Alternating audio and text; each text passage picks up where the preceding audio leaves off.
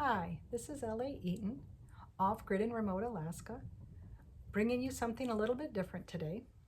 I'd like to tell you a story that hopefully will brighten your day. I don't know what kind of day you've had, but after you hear this, I'm hoping you realize yours wasn't so bad. This is a retelling of what happened to me at Skills USA Nationals that I attended with my son. It was the last day of the week after the award ceremony, and we were just heading back to our hotel.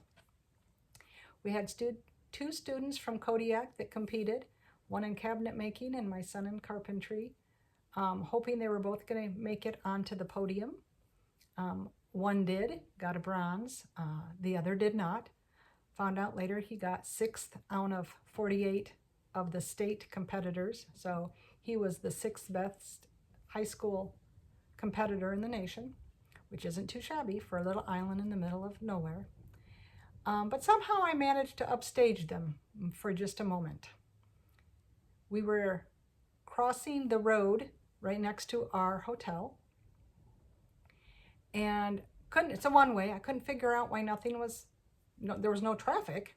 And I looked, and way down the street was an ambulance, and its lights were on, but it was going super slow, or it seemed pretty slow.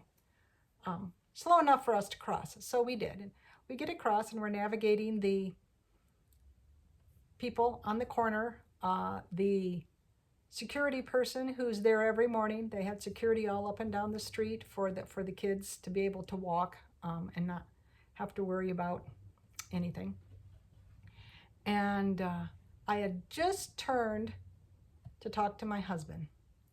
That was my first mistake, because my nemesis, the uneven sidewalk of Atlanta, jumped up and grabbed me. Now, I say my nemesis because the first year I was there, 3 years ago, sidewalk in a different place tripped me up, and I fell and skinned my knee. Last year, we made sure we had Band-Aids, Neosporin. Nothing happened. So this year, we made sure the same. If you're prepared, nothing will happen. Well, I was wrong. Jumped up, grabbed my foot, and time kind of slowed. I remember thinking, as I'm trying to turn and right myself, because we're on a decline, that two thoughts. Get your feet out in front of you. If I can just get under myself, because I could feel myself falling forward. Get under yourself. And my other thought was, don't let your camera hit the pavement, hit the sidewalk, hit the ground. I had my Nikon camera with the bigger zoom lens because I wanted to get pictures of the award ceremony. And so I'm clutching my camera like a baby. I'm protecting it, and I'm falling and telling myself repeatedly, don't know, wasn't very long because this all happened really quick, but I remember saying, get your feet under you, protect the camera, don't let the camera hit the ground. Well, that was just moments. And the next thing I remember, I'm sitting there, and 3 things are happening at once. I'm glancing down and spotting my leopard underwear. Did I forget to tell you that I was in a skirt? Yes, we're coming from the award ceremony. I didn't wear heels because I didn't want to deal with that. We'd already walked over, approximately 70,000 steps in the last 4 days. Was not putting on heels, was not doing that. I was wearing tennis shoes. Easier to walk in, figured be safer. I was wrong. And I look down and I see my leopard underwear, because the skirt had gone over my head when I rolled. I didn't put all this together until later, but I did roll. I thought I somersaulted, but my husband said no, it was a roll. Had road rash or a carpet burn, gravel up my arm. I'd hit my shoulder, had a little spot here. My other hand was stinging. I putting it together later, it was epic. It's what I keep telling everyone, my epic fall. So as I'm desperately trying to cover up my leopard underwear, this cat that has decided it wants to sun itself because it's free, I'm trying to twist my skirt that's wrapped all around me back over top of me, and I can feel someone rushing me from the front and rushing me from the back. The person coming at me, I do not know. It was a woman who said, "Are you okay?" And the person behind me is my husband, hovering over me like a human umbrella, knowing that I'm trying desperately to cover myself up. He was trying to shield me from the onlookers. As much as I appreciate his help, I don't think he succeeded very well. That comes a little bit later. With that said, the lady coming at me who says, "Are you okay?" And I haven't had a chance to answer because I'm fighting with my skirt to cover myself back up. I start to get up. I'm embarrassed. I don't want to be there. I literally want to go hide. I hurt everywhere. The hurt is nothing. I just want to not be there. And I start to get up, and both her hands come up, and she goes, "Don't get up." And it's at that point I think, has this lady been in the competition? Did she do nursing? Did she do EMT? Because she certainly knows what she's doing. I mean, she was like right there on the scene, making sure I was okay. "Don't get up." I said, "I'm fine." I get ready to get up again, and she goes, "No, don't get up."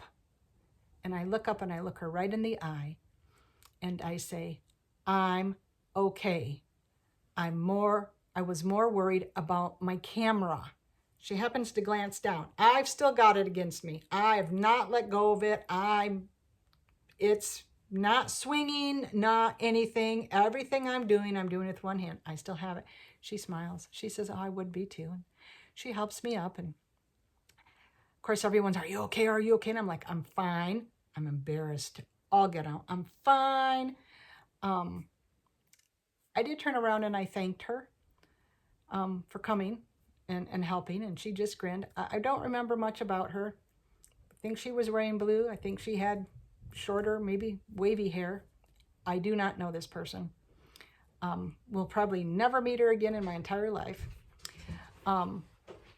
So I'm walking away, trying to ignore everything that hurts, the sting in my hand that feels like fire. And my son walks up to me and says, "Hey, Mom, the guy back there in the car at the corner, he was trying to help you too.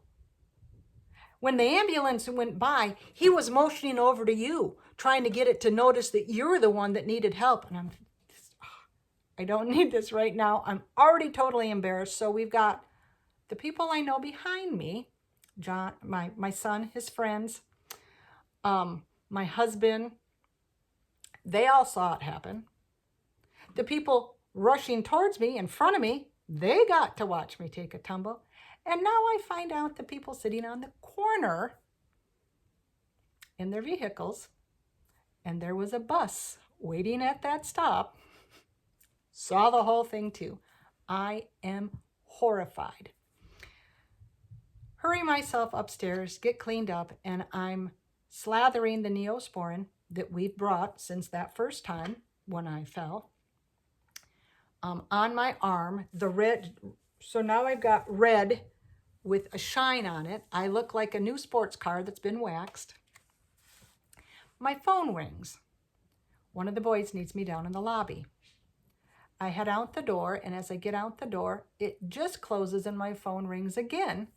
It's the chiropractor back in Alaska. And I know what this is about because I made an appointment before I left. I answered the phone, and the receptionist says, "Just calling to remind you of your massage and appointment, your adjustment on Monday." And I respond by saying, "I'm not sure I'm going to be able to make it. I've got a pretty big road rash, and I'm not sure about that massage." Big silence. She has no idea what to say. To which I say, I just fell and, I'm not sure. Now, as I'm listening to her, I'm still walking. And if you know anything about hotels, you know that a mouse could run through the hallway and it's going to sound like an elephant. The person that yells from one door to the other just to get somebody's attention sounds like they're in your room. So I'm sure that this is carrying into the rooms, down the hall. Everybody's that's around can hear. And I say, respond to the questions she's asking. Oh no, it's just my one arm. I guess I could get, the rest of my, the rest of my massage. I said, sounds good. I says, if things change, I'll let you know. And I get around the corner as I'm hanging up to get on the elevator, and there's a lady standing there. Her eyes are big. She's heard it all. Looked at me, saw my arm, red and shiny, and says, what happened? So as we chit-chat on the ride down the elevator, she says, and I tell her how embarrassed I was to do that in front of my son's friends. A couple of them don't know me well. That wasn't the impression I wanted to leave with them. With that said, her response was, yeah, sometimes the biggest hurt we have in something like that is our pride. And I'm like, oh yeah, that definitely was shattered. It wasn't the pride that caused my fall. It was the fall that revealed my pride in this case. And so I make it through the rest of the night. I go up as advised by my sister, who, when I told her what happened, says, you need to be icing it. And I'm so thankful for her, because she was the one there with the Band-Aids and the Neosporin that first year that I fell. I went up and I'm sitting with the ice pack on, and I'm looking at the scrape here, and I notice this half moon circle. It's not a bruise. It's not in an indentation because it's up, but this mark. And I realize that's from the camera. And as I've been moving around a little bit, I realized it's not just the road rash. I think I bruised my ribs. Best I can figure, and it took me a while to piece this together, I was falling. I put down my right hand, hit with my knee, but because I would not let go of my clutch on that camera, on my baby, I couldn't put my left hand down. And so my shoulder went down. I caught my shoulder and I rolled, hence the skirt over my head and the cat getting loose. Which is a blessing, because had that not happened that way, I could have face planted. My husband pointed out it could have been way worse. I thought, skirt over your head's about as bad as it gets, but he did point out I didn't bust down any teeth. And I actually found out later I have a friend that did a similar thing, and she broke her arm and her jaw. So I was real thankful that everything happened the way it did. And thought I'd heal up okay. Had a plane ride home, got home, the plane rides, long ride. That was probably good. I stayed still. Got home, unpacked, repacked, had another plane ride, got out to the lodge. At the lodge, immediately started working on the greenhouse, getting it moist so I could plant, and working on the next day we worked on the garden. I'm moving around. I'm just now being able to lie on my left side, the side I normally sleep on, like maybe 5 minutes twice that night. But I'm like, I'm improving. I was so happy. And the next morning I make some bread and decide to make lunch. And my choice for lunch was my second mistake, because I decided to use the cast iron frying pan. And little did I know that you can strain bruised ribs. I had both hands on it, lifting it down to put it in the broiler. We have a gas oven. And as I held it with my left hand and opened the door with my right, I could feel a strain across the ribs here on the same muscles. I've got bruises, and yeah, I could feel the strain. And it wasn't until that night that I knew how much damage had been done, because I woke up around 1:30, needing to use the bathroom and realizing I could not pull myself up. It hurt too bad. I've had 2 C-sections, both of them in which I could move around okay. This rivaled that because it was not being able to move, but also hurting to breathe. I have not been able to sneeze or cough or, take a super huge breath without feeling it. I've got bruised ribs. But I'm laying there in bed in the dark, staring at the ceiling, going, I need to get up, but I can't. And then I do, what I think's the smart thing to do. Well, I'll just ignore it, try to go back to sleep.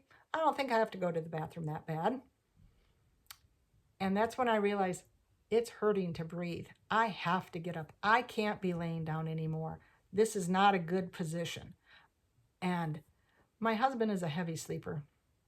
I don't know if he heard panic in my voice. I don't know if he was already awake. I don't know, but I said one word, his name, and he says, what? And he was immediately up. And I say into the darkness, I have to pee, but I can't get up. So he gets up and he comes over and he gives me his hand. Now he gives me his hand.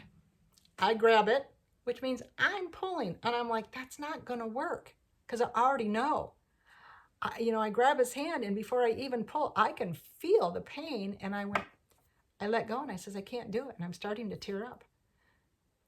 But I'm like, I need to get up because I'm hurting laying here. And I grabbed his hand again and went, this isn't going to work. And I looked at him, and I'm thinking more clearly now. He's just patiently standing there. He's just my anchor. He's going to, be there for me. And I said, could you put your hands under my neck and pull me up? And so between him pulling and me using my arm that does work well, I was able to get up and I was able to do what I needed to do. And I came back and I looked at the bed. He has the light on by then, and he's digging over and somewhere over, on his dresser. And I look at the bed and went, I am not laying back down. And I think I could go downstairs and sit in the chair. But I'm like, but if I have to get up there, he's not going to hear me. So I start pacing, and I'm pacing. And he comes over and he holds up 2 different medicines. And he says, well, which one do you want? Because you're taking one of them.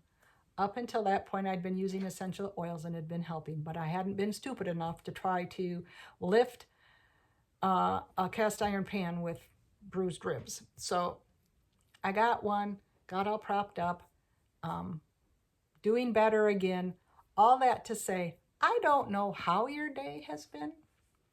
We can have bad days, but my guess is that you didn't end up tripping on a sidewalk, rolling, having your skirt go over your head, and ending up revealing your leopard underwear to everyone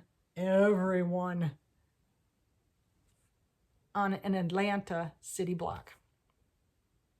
Not to mention the road rash and the hurt pride. Nor did you probably wake up and stare into the darkness and claim, I have to pee, but I can't get up.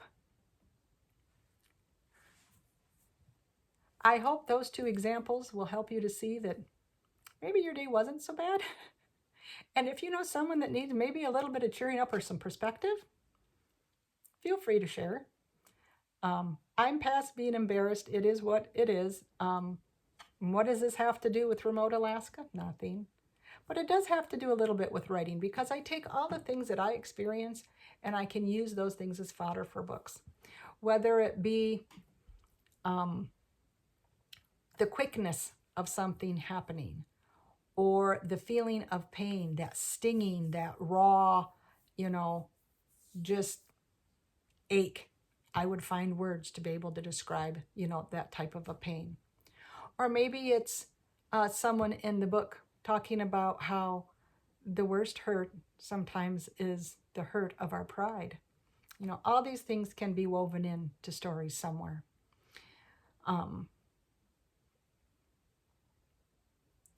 And with that said, I guess that concludes my story for today, and my hopes to lighten your day a little bit. Hopefully you got a laugh. I told a friend and she says, I'm sorry I'm laughing. She goes, that is hilarious. And yes, it is. In her words, you can't make this stuff up. All those things in a row, the way they happened, yeah, things like that don't just happen to everybody. They do happen to me. And what are you going to do but laugh at them and then use them for a story a little bit later on? I wish you all the best. I hope your days after today, later today, after today, are happy ones, are good ones, that you can find the silver lining just like I could. I was glad I had my camera. I'm glad I didn't bust my jaw. There were so many things to be thankful for. Always things to be thankful for. Look for them. You'll find them. Until next time. Bye-bye.